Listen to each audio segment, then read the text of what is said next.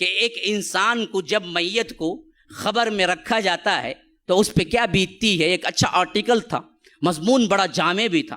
وہ کہتا ہے کہ ہم نے جب سائنسی لحاظ سے تحقیق کی تو یہ جسم جو ہوتا ہے نا، اندر جو جاتا ہے، تو اس میں سب سے پہلے تغیر جہاں ہوتا ہے وہ ناخنوں میں ہوتا ہے.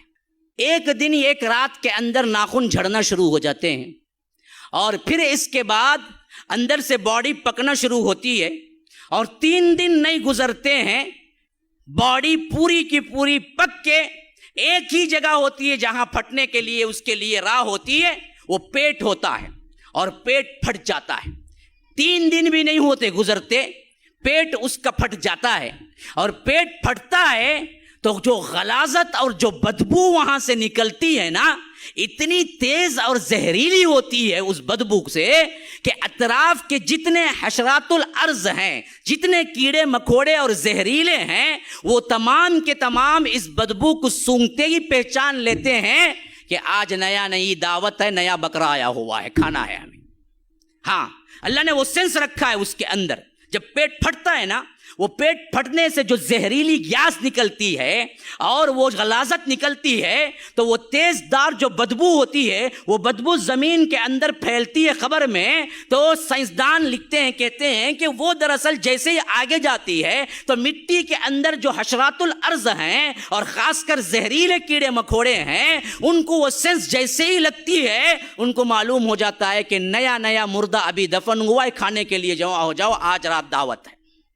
تو وہ پورے کے پورے جمع ہو جاتے ہیں. پھر اس کے بعد وہ ایسے کھاتے ہیں انسان کے جسم کو، ہڈیاں باقی رہ جاتی ہیں، اور یہ ہڈیاں بھی پھر چند دن کے بعد چٹکنے لگتی ہیں، الگ الگ جوڑ الگ ہونے لگتے ہیں. ایک ہڈی ایک جوڑ الگ کر دیتی ہے، اور کچھ عرصہ نہیں گزرتا اس کا کوئی نام و نشان نہیں رہتا ہے. یہ حالت ہو کر رہنے والی ہے ہر کسی کی. تمہارے جسم کو تم نے آرائش و زیبائش کے لیے اللہ سے ناراضگی اختیار کر لی، حرام کاری اختیار کر لی. ہاں، جو روز روز اللہ کے رسول کی سنت کو گٹر کے نالیوں میں بہاتے ہوئے نہیں ڈرتے، شیونگ اٹھتے ہی شیونگ کرتا بدبخت. اللہ کے رسول کو یہ چہرہ دیکھنا تک پسند نہیں تھا. تم حوض کوثر کا جام لوگے شیونگ کر کے مر کے، یاد رکھو وہیں تمہاری کیا سختی شروع ہو جائے گی جب ملک الموت دیکھیں گے میت آئی ہے بغیر داڑھی کے، پکڑو اسے. نشانی تو لے کے نہیں آیا. ایک ہی تو عمل، ایک ایسا عمل ہے نا جی جو نامہ اعمال میں نہیں تمہارے ساتھ آتا ہے. باقی سارے عمل تو نامہ اعمال میں آتے ہیں. ایک عمل وہ ہے جو تمہارے ساتھ آتا ہے، وہ ہے داڑھی. داڑھی لے کے جاؤ گے تو کم از کم کیا ہے، ملائکہ جیسے دیکھیں گے پہچان لیں گے کہ یہ دراصل رسول کا امتی آیا ہے. لیکن ہم نے تو اس کا بھی لحاظ نہیں رکھا. تو یاد رکھیے، پھر یہاں سے جب سوالات کا سلسلہ شروع ہوا تو یاد رکھو جس کا سوال ہو گیا اس سے بھی یہ سوال چوتھا ہوگا. ترمذی وغیرہ کی روایت کے مطابق 3 سوالات تو مشہور ہو گئے، لیکن 4واں بھی ایک سوال ہے. تو نے کیسے جانا؟ جو بندہ جواب دیا ہے وہ کہے گا قرأت کتاب اللہ وآمنت وصدقت بہ، میں نے اللہ کی کتاب پڑھی، اس پر ایمان لایا، اس پر تصدیق کی. اور جو بندہ کبھی قرآن پڑھا ہی نہیں، باپ دادا کے دین پہ تھا، یاد رکھو وہاں جھوٹ بول سکے گا. اللہ کی قسم کھا کے پوچھتا ہوں، بیٹھنے والے جو ہیں کبھی جنہوں نے قرآن کو چھوا تک نہیں، جب فرشتے جواب کے لیے پوچھیں گے، اگر تم جواب دے بھی چکو، کیسے تجھے معلوم ہوا؟ کیا جواب ہے تمہارے پاس؟